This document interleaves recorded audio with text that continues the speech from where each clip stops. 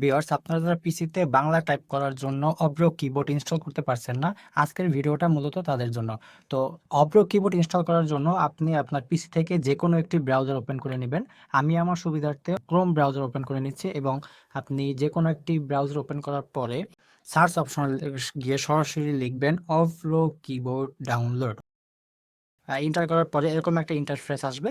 এখান থেকে আপনারা সরাসরি ডাউনলোড অব্রো কিবোর্ডে ট্যাপ করে দিবেন। তারপরে এরকম একটি ইন্টারফেস শো করবে, দেন এখান থেকে আপনারা ডাউনলোড অব্রো কিবোর্ডে ট্যাপ করে দিবেন। ট্যাপ করে দেওয়ার পর এখানে ডাউনলোড অপশন চলে আসছে। আপনি এখান থেকে লোকেশন যেখানে খুশি সেখানে আপনারা সেট করে দিতে পারেন। আমি এখানে ডেস্কটপে সেট করে দিছি, দেন আপনারা এখান থেকে সেভ করে দিবেন। খুব বেশি এটা টাইম লাগবে না, নেট স্পিড ভালো থাকলে খুব তাড়াতাড়ি এটা নেমে যাবে। মাত্র 6.7 MBর একটি ফাইল।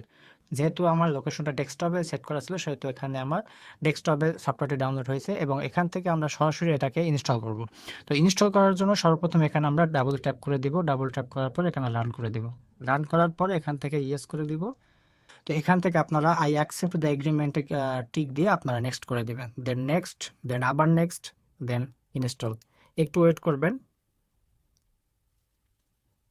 এই যে আমাদের ইনস্টল হয়ে গেছে, দেন ফিনিশ।